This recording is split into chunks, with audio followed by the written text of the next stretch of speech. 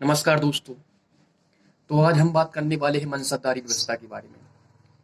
मुगलों की मनसबदारी व्यवस्था यह एक सैन्य व्यवस्था थी जो कि अकबर के द्वारा शुरू की गई थी। और अकबर के द्वारा यह व्यवस्था जो मनसबदारी व्यवस्था जो अकबर के द्वारा शुरू की गई थी, यह मुगलों के इतिहास में मुगलों के साम्राज्य के विस्तार में एक महत्वपूर्ण कड़ी के रूप में साबित हुई थी। क्योंकि मुगलों के मतलब अकबर के द्वारा 19वें वर्ष में, अकबर के शासनकाल के 19वें वर्ष में यह मनसबदारी व्यवस्था लागू की गई थी, यानी 1567 के आसपास। उससे पहले, अकबर के पहले इस प्रकार की कोई व्यवस्था नहीं थी।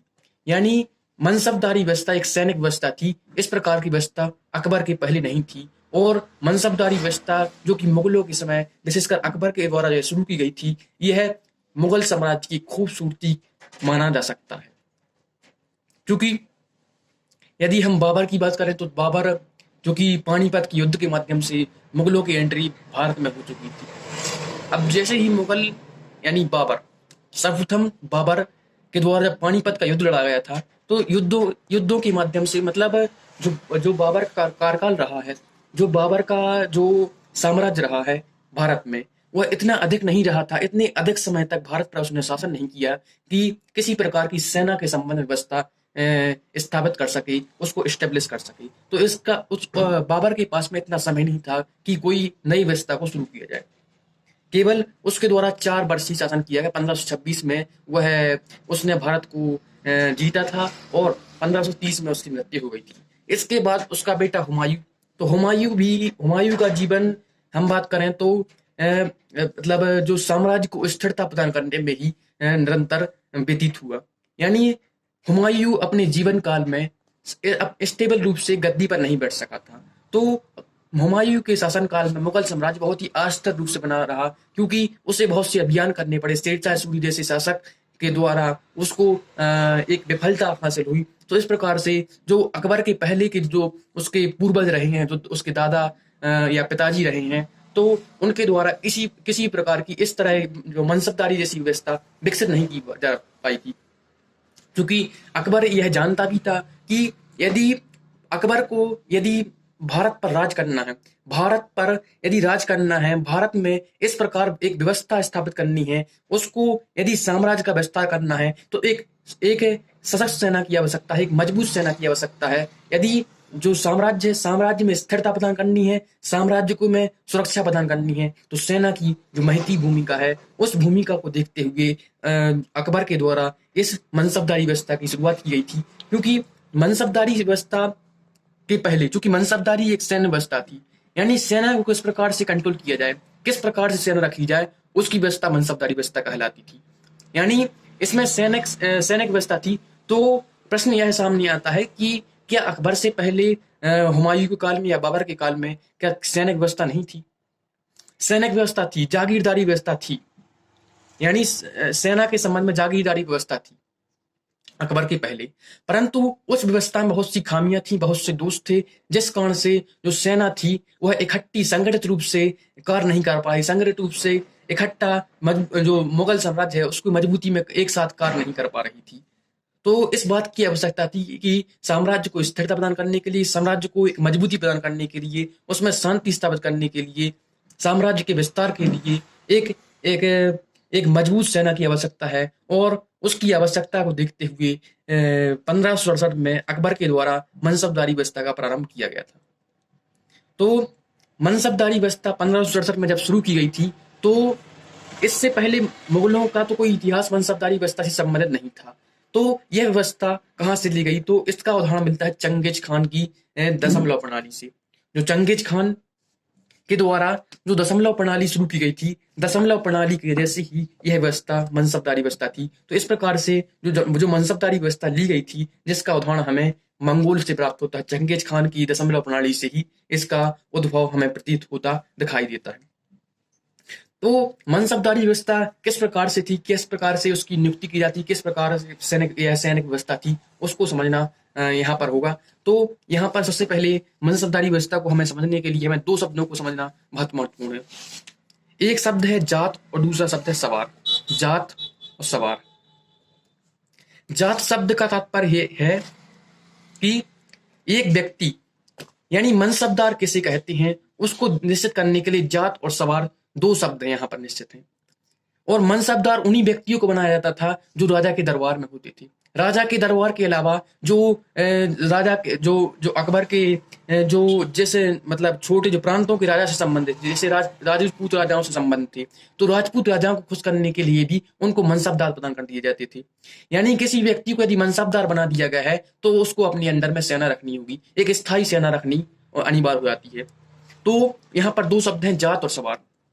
तो जात का तात्पर्य है स्टेटस और सवार का अर्थ है सेना, यानी सेना रखने मिलिट्री के संबंध में। तो किसी व्यक्ति को यदि 10,000 रुपए का मनसबदार दिया गया है, यदि उसे मनसबदार बना दिया गया है, तो मनसबदार में जात शब्द से हमें ज्ञात होता है कि उसका साम्राज्य में स्थान क्या है, उसका राजा के दरबार में सम्मान क्या है, उसकी सैलरी कितनी है, उसका वेतन क्या है, उसकी डिग्निटी क्या है।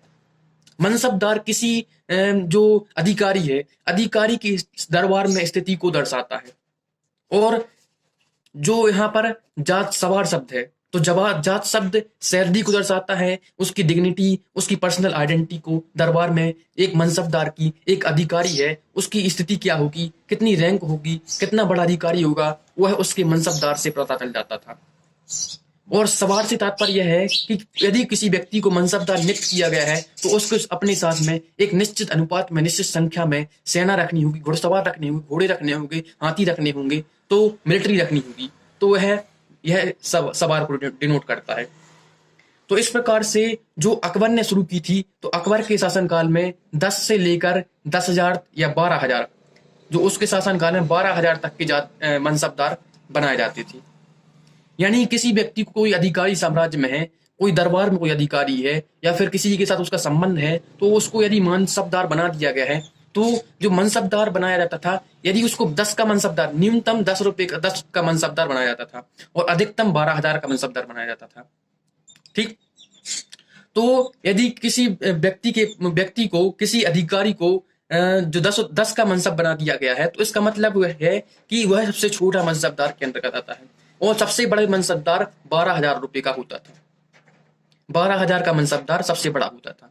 और सबसे बड़े मनसबदार प्रायः जो राज परिवार से जुड़े हुए व्यक्तियों को मिलते थे, राजकुमारों को मिलते थे, या फिर जो राजा से जुड़े हुए, जो राजपूत राज्य थे अकबर से जुड़े हुए, उनको ही यह मनसबदार प्रदान किए जाते थे। उदाहरण के लिए मान सिंह, जो कि जिनका संबंध राजपूत घराने से था, उनको 7,000 रुपए का मनसबदार प्रदान किया गया था।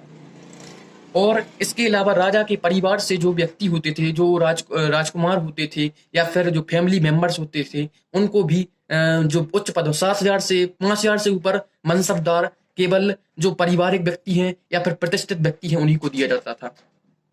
अब चूंकि मनसबदारी व्यवस्था है, उससे क्या लाभ है, उसको क्यों मतलब मनसबदारी व्यवस्था इतनी महत्वपूर्ण है, तो मनसबदारी व्यवस्था के माध्यम से सबसे पहले एक उदाहरण के माध्यम से समझते हैं। जैसे अकबर के दरबार में बीरबल एक नवरत्न के रूप में शामिल था, तो वह बीरबल नवरत्न भी था, मंत्री भी था, मनसबदार भी था। तो एक मंत्री के तौर पर जो बीरबल मनसबदार था, तो मान के चलिए यदि उसे 7,000 रुपए का, बीरबल को 7,000 रुपए का मनसबदार बनाया गया है, तो उसे का जो जात पद होगा, यहाँ पर हम दो शब्दों की बात की थी, जात और सवार की। तो बीरबल का जो मनसबदार, जो कि 7,000 का मनसबदार, उदाहरण के लिए मैं बता रहा हूं कि उसे 7,000 का मनसबदार बना दिया गया है, तो उसका जात पद 7,000 है, तो उसके अनुपात में उसे सेना रखनी होगी। यानी यहाँ पर मुगल शासन में सेना की अलग से कोई व्यवस्था नहीं थी, बल्कि प्रत्येक मंत्री को, प्रत्येक अधिकारी को कुछ ना कुछ अनुपात में सेना रखनी होती थी। और जब युद्ध होते थे तो कई, जैसे राजा ने चलिए आदेश दे दिया किसी मनसबदार को, कि बीरबल को आदेश दे दिया कि कहीं कि कश्मीर के अभियान में बीरबल जो मनसबदार है वह उसे भेजा जाएगा, तो उसको युद्ध के लिए जाना पड़ता था, भले ही वह किसी अन्य कार्य में, प्रशासनिक कार्य में लगा हुआ है। जैसे तानसेन है, तानसेन अकबर के दरबार में एक गायक थे, तो वह भी एक मनसबदार के रूप में थे। यानी वह प्रशासन अपना कार्य, गायन का कार्य करते थे, इसके साथ साथ मनसबदार भी थे, उन्हें भी अपने अंडर में एक सेना रखनी होती थी, एक निश्चित सेना रखनी होती थी। तो इस प्रकार से जो मुगल साम्राज्य था उसमें सेना की कोई अलग सी व्यवस्था नहीं थी। जैसे वर्तमान की स्थिति हम बात करें तो हमारे यहाँ एक सैनिक डिपार्टमेंट है, सेना अध्यक्ष, सेनापति है, थल सेना और राष्ट्रपति थल सेना, जल सेना, वायु सेना, जो हमारे यहाँ सेनाएं हैं, तो उन सब सेनाओं का प्रमुख राष्ट्रपति है। तो यहाँ पर सभी सेनाएं हैं, यानी प्रत्येक अधिकारी अपने अंडर में सेना रखेगा, उसे मनसबदार बनाया जाएगा, उसको जात पद दिया जाएगा, उसकी जात के अनुसार, मनसबदार के अनुसार। यदि मान चलिए जो व्यक्ति जितना 10 से लेकर 12,000 के बीच में मनसबदार निश्चित किया गया था कि न्यूनतम जो मनसबदार होता था वह 10 का होता था और अधिकतम 12,000 का होता था। तो जो व्यक्ति जितना अधिक मनसबदार होता था उसके लिए उतनी अधिक सैलरी, उतना अधिक सम्मान, उतनी अधिक उसको सेना अपने पास में रखनी होती थी। ठीक, तो यह मतलब जो वर्तमान में जैसे मान चलिए जो तीनों सेनाएं हैं, तीनों सेनाओं का प्रमुख राष्ट्रपति है। तो इस प्रकार उस समय भी जो मतलब प्रमुख अधिकारी होते थे, जो मनसबदार होते थे, जिनके अंतर्गत सेना होती थी, तो सेनाओं का प्रमुख उस समय राजा हुआ करता था। तो सभी यदि जो मनसबदार होते थे, मान के चलिए यहाँ पर एक जो मुगल साम्राज्य था उसकी खूबसूरती की हम बात करें, उसकी जो सैनिक व्यवस्था थी, जो मनसबदारी व्यवस्था थी, वो है क्यों महत्वपूर्ण थी, क्यों मतलब इतनी उच्च कोटि की थी कि इतना अकबर के द्वारा इस मनसबदारी व्यवस्था का प्रयोग करते हुए इतना बड़ा साम्राज्य स्थापित कर लिया गया। इतने अधिक समय तक, लगभग 49 वर्षों तक इसी सेना के दम पर उसने जो भारत के छोटे मोटे राजा थे उनको दबाए रखा, उनको अपने अधीन रखा। तो उसकी मनसबदारी व्यवस्था उसका एक प्रमुख कारण मानी जाती है। तो जो मनसबदारी व्यवस्था है, मान के चलिए यदि उदाहरण के लिए बता रहा हूं कि तानसेन के पास में मान के चलिए 8,000 रुपये का मनसबदार है और बीरबल के पास में 5,000 का मनसबदार है। तो इसका तात्पर्य यह नहीं है कि जो बीरबल है वह तानसेन के अंडर में है, बल्कि तानसेन स्वतंत्र है, वह भले ही 8,000 का मनसबदार क्यों ना हो।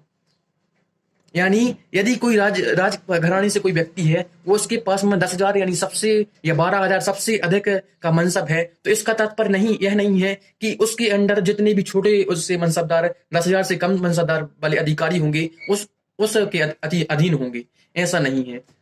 तो यहाँ पर हायरार्की जैसी कोई व्यवस्था नहीं थी, बल्कि प्रत्येक मनसबदार का अपना अलग कर्तव्य होता था, अपना अलग ओहदा होता था, अपनी अलग पदवी होती थी, और प्रत्येक मनसबदार किसी अन्य मनसबदार के प्रति जिम्मेदार नहीं होता था, बल्कि उसकी सीधी जिम्मेदारी राजा के प्रति होती थी, अकबर के प्रति होती थी।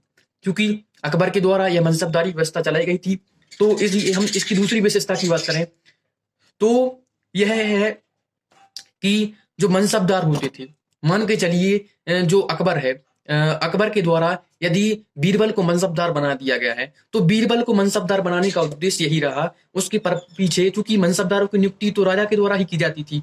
कोई जो मीर बख्शी होता था, मीर बख्शी यानी जो सेना विभाग डिपार्टमेंट होता था, उसका प्रमुख मीर बख्शी कहा जाता था। तो मीर बख्शी की सलाह पर या स्वयं राजा के द्वारा ही इन मनसबदारों की नियुक्ति की जाती थी। तो राजा के द्वारा मनसबदारों की नियुक्ति ये उनकी योग्यता को देखकर, उनकी जो अनुभव है, उनकी जो जो जो जिम्मेदारी है उसको देखकर उनको मनसबदार प्रदान किया जाता था। उनकी योग्यता, उनकी एबिलिटी को देखकर ही मनसबदार प्रदान किया जाता था। परंतु अकबर की मृत्यु के बीरबल की मृत्यु के पश्चात यदि मान के चलिए उसका बेटा मनसबदार की डिमांड करता है, तो उसको मनसबदार नहीं बनाया जाएगा। तो इस प्रकार से यहाँ पर सक्सेशन की कोई व्यवस्था नहीं थी, बल्कि योग्यता के आधार पर ही मनसब प्रदान किए जा सकते थे। तो यहाँ पर जो हेरिडिटरी सिस्टम नहीं था, यानी जो यदि किसी व्यक्ति को मनसबदार मिला है तो उसके लिए उसके जीवन काल के लिए वह मनसबदार प्रदान किया गया है। परंतु यदि उसका बेटा यदि मनसबदार बनना चाहता है तो उसके लिए योग्यता होना, उसके लिए जो एबिलिटी, उसकी जो पद है, पद के लिए जो योग्यता है उनका होना अनिवार्य है। तो यहाँ पर इस मनसबदारी व्यवस्था है उसकी यदि हम मतलब खूबसूरती की बात करें तो यह बहुत अच्छी व्यवस्था है, जिसके अंतर्गत यह था कि प्रत्येक व्यक्ति को जिसकी योग्यता, उसकी एबिलिटी के आधार पर ही वरीयता दी जाती थी। किसी अन्य प्रकार से, किसी प्रकार के भ्रष्टाचार की व्यवस्था में इसमें व्याप्त नहीं थी। यदि हम मनसबदारी व्यवस्था की और हम आगे बात करें तो यहाँ पर हमने दो शब्दों की बात पहले ही की थी, जात पद शब्द और जात और सवार। तो जात जात पद है, तो जात यानी आपकी सैलरी कितनी होगी, आपका सम्मान कितना होगा दरबार में, आपकी डिग्निटी कितनी होगी, वह जात द्वारा डिसाइड की जाएगी। और सवार यानी आपकी बाध्यता, आपको एक निश्चित संख्या में घुड़सवार रखने होंगे, सेना रखनी होगी, आपके इतनी संख्या में हाथी या फिर अन्य जो सैनिक हैं उसको रखने होगी, वह सवार डिनोट करता था। तो जात, किसी स्थिति में जो जात होता था वह जो सवार होता था वह जात से नीचे रहता था, यानी जात हमेशा अधिक होगा, सवार कम होगा। व्यवस्था यह थी कि ज्यादा अधिक होगा, यानी सैलरी सम्मान अधिक होगा, और जो सवार की संख्या जो मिलिट्री होगी उसके अंडर अधिक कम रहेगी, ताकि वह अपना जितनी जो मतलब सैलरी उसे प्रदान की गई है उस सैलरी के माध्यम से अपना खर्चा अपना निर्वहन कर सके। तो इसके लिए यहाँ पर जो मतलब जो सवार था वह हमेशा जात के अंडर होता था, जात से कम सवार होता था, ताकि जो जिस व्यक्ति को मनसबदार बनाया गया है उसे किसी प्रकार की बाध्यता महसूस ना हो, मतलब जितनी उसको सैलरी प्रदान की गई है उसके अनुसार वो उसका उपयोग कर सके, उसका उपयोग कर सके करके वह एक निश्चित संख्या में सेना अपने अंडर एक अच्छी सेना, एक मतलब व्यवस्थित सेना स्थापित कर सके। परंतु जो एक कुछ आपातकालीन परिस्थितियां इस प्रकार से बन जाती थी कि मान के चलिए किसी कोई अचानक से कोई युद्ध खड़ा हो गया और अधिक से अधिक सैनिकों की आवश्यकता है, तो उस स्थिति में जात पद को कम कर दिया जाता था और सवार पद को अधिक कर दिया जाता था। यानी सवार पद को अधिक करने का जो मतलब यही है, हम यही समझते हैं कि सवार पद यदि अधिक हो जाएगा तो सवार की संख्या यानी सेना उस व्यक्ति को अधिक रखनी होगी, उस मनसबदार को सेना अधिक रखनी होगी अपने पास में, बजाय कि उसका वेतन कम होगा। यानी जात पद उतना ही रहेगा और सवार पद उसको बढ़ा दिया जाएगा, तो उतने ही पैसों में आपको अब अधिक सेना, अधिक घुड़सवार, अधिक घोड़े रखने होंगे। वो ऐसा केवल आपातकालीन या विपरीत परिस्थितियों में होता था, जब देश को, जब मतलब राजा को उसकी आवश्यकता होती थी, जब कोई अभियान के लिए भेजा जाता था, तभी इस प्रकार की व्यवस्था की जाती थी। तो ठीक, तो यहाँ पर जो अब हम बात करते हैं कि मनसबदारों को वेतन किस प्रकार से दिया जाता था। तो मनसबदारों के वेतन की बात करें तो मनसबदारों को वेतन के रूप में या तो नगद वेतन दिया जाता था या फिर जागीर के रूप में वेतन दिया जाता था। जागीर के रूप में वेतन का तात्पर्य है कि मान के चलिए जागीर के रूप में आपको 100 गांव दे दिए गए, वेतन के रूप में 100 गांव दिए गए हैं। यानी राजा ने या स्वयं राजा के अधिकारियों के द्वारा यह एस्टिमेट कर लिया गया है, यह अनुमान लगा लिया गया है कि 100 गांव से इतना रेवेन्यू प्राप्त होगा कि उस मनसबदार की सैलरी उस 100 गांव के रेवेन्यू से वहन की जाएगी। तो उस राजा के द्वारा उस मनसबदार को 100 गांव की जागीर दे दी जाती थी, ताकि उस जो 100 गांव की जो जागीर दी गई है उसे, उस जागीर का प्रयोग करते हुए उस जागीर से जो रेवेन्यू, जो रेंट प्राप्त होगा उसके माध्यम से उसको उतनी सैलरी प्रदान हो जाए। परंतु यदि हमने जो मनसबदारी व्यवस्था थी वह बहुत अच्छी व्यवस्था थी, जितनी भी मतलब जो अकबर के द्वारा जो व्यवस्था चालू की गई थी वह बहुत उत्कृष्ट उच्च श्रेणी की व्यवस्था थी, क्योंकि इससे पहले हमें जो सेना के संबंध में किसी प्रकार की ऐसे एक संगठित व्यवस्था की मतलब देखने को नहीं मिलती है। परंतु इस व्यवस्था की यदि हम खामी की बात करें, इस व्यवस्था के हम दोष की बात करें, तो इस व्यवस्था का जो मनसबदारी व्यवस्था है इसको यही दोष मान सकते हैं कि इसमें यदि किसी व्यक्ति को, किसी मनसबदार को यदि कोई जागीर प्रदान कर दी जाती थी, क्योंकि जो वेतन के रूप में अधिकतर जागीरें ही दी जाती थी, जो नगद वेतन बहुत ही कम दिया जाता था। तो किसी व्यक्ति को यदि जागीर दी गई है, मान के चलिए 100 गांव की जागीर उसे दी गई है, और राजा ने एस्टीमेट किया है, राजा के जो अधिकारियों के द्वारा यह अनुमान लगाया गया है कि 100 गांव की जागीर से उसे 30,000 रुपये वेतन प्राप्त होगा। परंतु यदि जो वास्तविक स्थिति होती थी वह उससे नदारद होती थी। यानी जो अनुमान लगाया है कि 30,000 रुपये उसे रेंट या सैलरी उससे मिल जाएगी उस रेवेन्यू से, परंतु ऐसा होता नहीं था वास्तव में। यानी जो सरकार के द्वारा, जो राजा के द्वारा जब वह जमीन दी गई है, वो जो अनुमान लगाया है वह गलत सिद्ध होता था, बल्कि उससे कम उस रेवेन्यू प्राप्त होता था। यानी उसमें जो जमा और हासिल के बीच में अंतर होता था।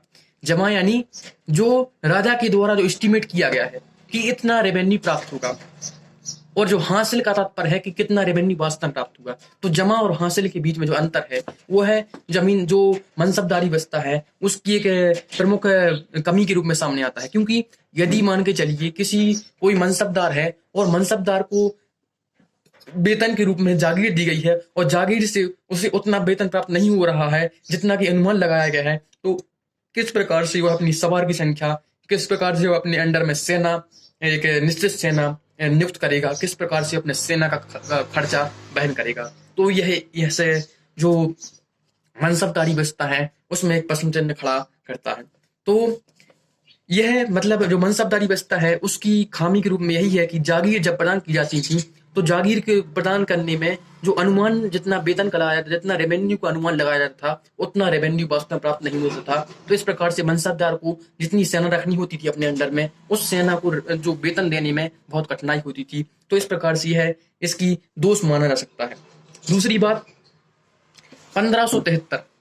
1573 के आसपास जो मनसबदारी व्यवस्था है, तो मनसबदारी व्यवस्था में एक रिफॉर्म करते हुए अकबर के द्वारा दाग और हुलिया प्रथा शुरू की गई थी।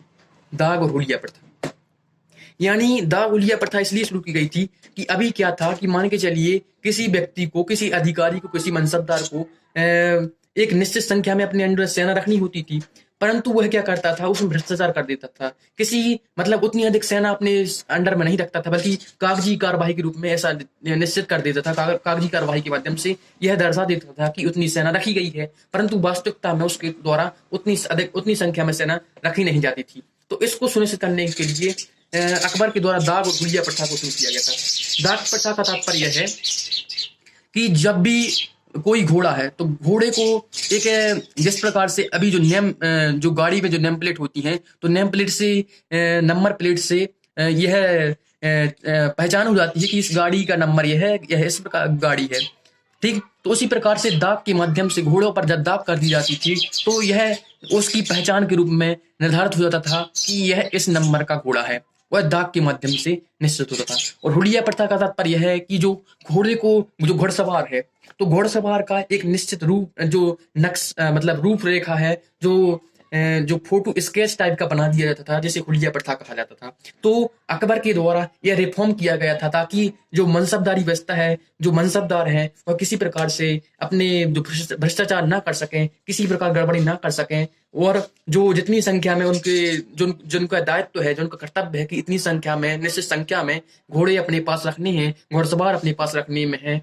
उनको उसमें बेईमानी या फिर मतलब किसी प्रकार का फरेब न किया जाए, तो उसके लिए दाग और हुलिया प्रथा अकबर के द्वारा 1573 में शुरू की गई थी, ठीक। तो यह जो मनसबदारी व्यवस्था रही, तो उसमें मनसबदार भी कई प्रकार से होते थे, कई प्रकार के मनसबदार थे। तो जैसा कि मैंने बताया कि जो बड़े बड़े मनसबदार होते थे, यानी जो बड़ा मनसबदार होता था उसे केवल राज परिवार के व्यक्ति को ही प्रदान किया जाता था, यानी 12,000 का मनसबदार सबसे अधिक अकबर के समय पर होता था। तो सबसे अधिक मनसबदार जो राज परिवार के व्यक्तियों को ही दिया जाता था, परंतु इसमें एक खामी यह थी, एक दोष यह है कि कुछ समय के पश्चात, यानी एस्टिमेटेड 3 वर्ष के पश्चात जो मनसबदार है उनको ट्रांसफर कर दिया जाता था। मान के चलिए, क्योंकि 3 वर्ष के बाद इनका ट्रांसफर इसलिए किया जाता था क्योंकि कोई राजा यह सोचता था कि किसी मनसबदार को सेटल होने ना दिया जाए। यदि कोई मनसबदार इतना अधिक शक्तिशाली हो जाएगा तो वह राजा के खिलाफ विद्रोह भी कर सकता है, राजा के खिलाफ मतलब साजिश भी कर सकता है। तो इस साजिश से बचने के लिए हर लगभग 3 वर्षों के पश्चात उनका ट्रांसफर कर दिया जाता था। तो इसमें जो ट्रांसफर किया जाता था वह मतलब यदि मान के चलिए वह रबी की फसल के बाद किया जाए, मतलब उनके द्वारा रबी की फसल के बाद यदि ट्रांसफर किया गया है, तो किस प्रकार से जो फसल रहेगी उसका रेवेन्यू कौन वसूलेगा, यदि जो पुराना मनसबदार था वह वसूलेगा या फिर नया मनसबदार वसूलेगा। तो इसके संबंध में, यहाँ पर ट्रांसफर के संबंध में ये विवाद की स्थिति या फिर असमंजस की स्थिति मुगल साम्राज्य में विद्यमान थी। तो यह मतलब जो मनसबदारी व्यवस्था है उसकी कमी के रूप में देखा जा सकता है, ठीक। इसके अलावा एक व्यवस्था और थी कि जब मनसबदार की मृत्यु होती थी, तो मनसबदार की मृत्यु के पश्चात जो भी उसकी संपत्ति होती थी, जो उसके पास जो भी संपत्ति होती थी, उसको जो सरकार थी, जो राज्य था, वह उसके द्वारा वापस ले लिया जाता था, यानी प्रॉपर्टी बैक ले ली जाती थी, वापस ले ली जाती थी। तो इस प्रकार से जो मनसबदार होते थे उनको जब यह ज्ञात होता था कि मतलब जब पता होता था कि उनकी जब मृत्यु हो जाएगी तो उनकी संपत्ति उनको पुत्रों को ना देकर बल्कि उसकी संपत्ति राज्य में मिला ली जाएगी, तो इससे वो है क्या करते, फिजूल खर्ची में ज्यादा ध्यान देने लगे थे। यानी वह अपने जीते जी जितने मनसबदारी व्यवस्था से जितना पैसा उनके लिए प्राप्त होता था, जो संपत्ति प्राप्त होती थी, उसका उसको खर्च करने में ज़्यादा विश्वास करते थे, क्योंकि उनको यह ज्ञात था, यह जानकारी थी कि उनकी मृत्यु के पश्चात उनकी संपत्ति को छीन लिया जाएगा, उसकी संपत्ति को राज्य में शामिल कर लिया जाएगा, सरकारी संपत्ति में शामिल कर लिया जाएगा। तो इस प्रकार से वह फिजूल खर्ची, विलासिता पर अधिक ध्यान देने लगे थे, क्योंकि उनकी संपत्ति जो उनकी मृत्यु के पश्चात थी तो राज्य परिवार मतलब राजा सरकार में शामिल हो ही जानी है। ठीक, तो यह रही अकबर के द्वारा जो मनसबदारी व्यवस्था थी शुरू की गई थी। ठीक, परंतु अकबर के द्वारा जो मनसबदारी व्यवस्था शुरू की गई थी उसको किस प्रकार से आगे के राजाओं ने, जहांगीर ने, शाहजहां ने, औरंगजेब ने किस प्रकार से संचालित करने का प्रयास किया, उसकी हम थोड़ी सी चर्चा कर लेते हैं। तो जहांगीर के समय मनसबदारी व्यवस्था में एक रिफॉर्म किया गया था। जहांगीर का शासनकाल 1605 से 1627 तक रहा था। तो 1605 से 1627 तक जहांगीर का कार्यकाल रहा था। तो जहांगीर ने अपने कार्यकाल में जो जो जो मनसबदारी व्यवस्था थी उसमें एक रिफॉर्म किया था। उस रिफॉर्म के तहत उसने 2 अस्पा और 6 अस्पा, यानी जो अभी हमने जो बात की थी 2 अस्पा और 6 अस्पा को जोड़ा था। अभी हमने बात की थी जात और सवार की। तो यहाँ पर जहांगीर ने जात में कोई परिवर्तन नहीं किया, यानी जात यानी सैलरी, रेवेन्यू, स्टेटस, जो सम्मान आपका दरबार में, तो वो है तो उतना ही रहेगा, यानी जात पद समान रहेगा। जात पद में अपरिवर्तित रहेगा, जात पद में कोई बदलाव नहीं किया जाएगा, यानी जात समान रहेगा, जात बदलाव नहीं किया जाएगा। बल्कि सवार में एक बदलाव किया गया, यानी अब सवार 2 अस्पा यानी 2 गुना, अस्पा मीन्स हॉर्स, अब 2 गुना हॉर्स आपको रखने होंगे। अभी तक आपको मतलब एक निश्चित संख्या में जितने हॉर्स रखने, घोड़े रखने होते थे, उसके स्थान पर आप उस दुगनी संख्या में 2 अस्पा के तहत घोड़े रखने होंगे। और इसके साथ सहस्पा, सहस्पा का तात्पर्य होता 3 गुना, 3 गुना घोड़े अपने अंडर में रखने होते थे। तो इस प्रकार से जो जहांगीर के द्वारा जो व्यवस्था शुरू की गई थी उसमें जात पद में कोई बदलाव नहीं किया गया। जो सैलरी थी वह उतनी ही, सम्मान उतना ही रहेगा, बल्कि आपको जो सेना है उसका अतिरिक्त भार अपने अंडर रखना होगा। तो जहांगीर के द्वारा जो साम्राज्य में जो जितने मतलब जो सैनिक आवश्यकताएं महसूस की गई थी, उन सैनिक आवश्यकताओं को मतलब सेना को बढ़ाने के लिए, सेना को विस्तार करने के लिए जहांगीर के द्वारा 2 अस्पा और 6 अस्पा यानी सैनिकों की संख्या में वृद्धि कर दी गई थी। यानी अब जिस उदाहरण के लिए मान के चलिए एक मनसबदार है, 10,000 का मनसबदार है, तो अब उसका मनसबदार 10,000 ही रहेगा, परंतु उतने ही वेतन में उसे और अधिक सेना अपने अंडर रखनी होगी। यह जहांगीर के द्वारा बदलाव किया गया था। शाहजहां 1628 से 1658 के बीच शाहजहां ने के द्वारा शासन किया गया था। तो शाहजहां ने के द्वारा यह रिफॉर्म किया गया था कि मतलब जब राज्य से बाहर किसी मनसबदार को युद्ध के लिए भेजा जाता था, मान के चलिए किसी बाहरी सेना ने मुगल साम्राज्य पर आक्रमण कर दिया है, तो शाहजहां के द्वारा यदि किसी अपने दरबार के किसी व्यक्ति को युद्ध के लिए भेजा है, तो वह यदि अफगानिस्तान में भेजा है, मतलब दूर एरिया में भेज रहा है, यानी दूरवर्ती एरिया में यदि उसके द्वारा भेजा जाता है, तो उसको अपनी सैनिक संख्या में रियायत दे दी गई थी शाहजहां के द्वारा। उदाहरण के लिए समझते हैं कि यदि मान के चलिए आगरा के अंदर ही मतलब युद्ध होता है, आगरा या फिर मतलब जहां दिल्ली के आसपास युद्ध होता है, तो ठीक है, मनसबदार को उतनी संख्या में सेना रखना में कोई परेशानी नहीं है। परंतु यदि दूरवर्ती क्षेत्रों में युद्ध होता है, मान के चलिए शाहजहां के द्वारा जो मनसबदार है उसको कहीं और दूरवर्ती क्षेत्र में युद्ध के लिए भेजा गया है, तो उसकी सेना में कटौती कर दी गई थी। यह शाहजहां के द्वारा रिफॉर्म किया गया था, ताकि मतलब जो मनसबदार हैं उन पर किसी प्रकार का जो सैलरी में तो परिवर्तन किया ही नहीं गया था, सैलरी तो उतनी ही थी, तो सवार की संख्या यानी घुड़सवार की संख्या जो सेना थी उसमें उसको कमी कर दी गई थी। यानी अभी तक उन्हें 1/3 यदि जो सेना रखने होते थे, अब उसके स्थान पर 1/5 सेना रखनी होंगी। ठीक, यह शाहजहां के द्वारा रिफॉर्म किया गया था। परंतु जो औरंगजेब के समय पर क्या हुआ था, आगे चलकर मतलब अकबर के समय पर तो जो मनसबदारी व्यवस्था थी वह सही गति से अच्छी तरीके से संचालित होती रही। शाहजहां के समय, जहांगीर के समय अच्छी तरीके से संचालित होती रही, परंतु जो औरंगजेब के समय यह व्यवस्था थोड़ी कठिनाई पड़ गई थी, यह बिखर गई थी। मनसबदारी व्यवस्था में बहुत कुरीतियां, बहुत मतलब अव्यवस्था प्रतीत होने लगी, दिखाई देने लगी थी। क्योंकि औरंगजेब के समय पर क्या हुआ था, औरंगजेब ने अपनी सेना का विस्तार करने के लिए अपने जो साम्राज्य की लालसा थी, विलासिता थी, उसको देखते हुए बहुत अधिक संख्या में मनसबदारों को नियुक्त कर लिया गया था। यानी जो अकबर के समय में 20% मनसबदार हुआ करते थे, अब उसके स्थान पर एक 30% मनसबदार औरंगजेब के समय हुआ करते थे। तो औरंगजेब के समय जो मनसबदारों की संख्या थी उसमें अचानक से एकाएक वृद्धि हो गई थी। अब इतनी बड़ी संख्या में मनसबदार हो चुके थे तो उनको देने के लिए जागीरें छोटी पड़ गई थी, जागीरें कम पड़ गई थी, यानी जो भूमि थी वह कम पड़ गई थी। तो इस प्रकार से इस व्यवस्था में एक अव्यवस्था फैल गई थी, क्योंकि जो मनसबदार थे, मनसबदारों को सैलरी के रूप में देने के लिए जागीर नहीं बची थी औरंगजेब के समय में, क्योंकि इतनी बड़ी संख्या में औरंगजेब के द्वारा मनसबदारी व्यवस्था को फैला दिया गया था, प्रत्येक अधिकारी को मनसबदार बना दिया गया था। औरंगजेब के द्वारा मतलब प्रमुख बात उसकी यह है कि उसने मराठा सैनिकों को अपनी मनसबदारी व्यवस्था में शामिल किया था। यानी मराठाओं को अकबर के द्वारा औरंगजेब के द्वारा मराठाओं को मनसबदारी व्यवस्था में शामिल किया गया था, क्योंकि हम जानते हैं कि शिवाजी के साथ औरंगजेब का युद्ध हुआ था। तो औरंगजेब समझता था कि मराठा कितने महत्वपूर्ण हैं, मराठा की जो युद्ध कला है, जो युद्ध शैली है, बहुत महत्वपूर्ण होती थी, क्योंकि वह पहाड़ी एरिया में मतलब युद्ध अभ्यास करते थे। तो मराठा सैनिक बहुत महत्वपूर्ण किसी युद्ध के लिए हो जाते थे। तो इस प्रकार से औरंगजेब के द्वारा इसकी मतलब आवश्यकता को महसूस करते हुए मराठाओं को, बहुत अधिक से अधिक मराठाओं को मनसबदारी व्यवस्था में शामिल कर लिया गया था। तो इससे मनसबदारी व्यवस्था में इतना अधिक व्यापक हो गई थी, इतनी अधिक विस्तृत हो गई थी कि जो मनसबदार हैं उनको प्रदान करने के लिए जागीरें नहीं बची थी। तो इस व्यवस्था में क्रूरती आ गई थी। तो इस प्रकार से औरंगजेब के शासन के बाद ही यह मनसबदारी व्यवस्था अपने पतन के काल में चली गई थी। धीरे धीरे आगे चलकर बहादुर शाह हैं और फर्रुखसिंह के शासनकाल तक आती आती जो अंतिम मतलब जो परवर्ती मुगल साम्राज्य की आती आती इस मनसबदारी व्यवस्था का अंत हो गया था। तो इस प्रकार से यह हमने आज बात की मनसबदारी व्यवस्था के बारे में। धन्यवाद।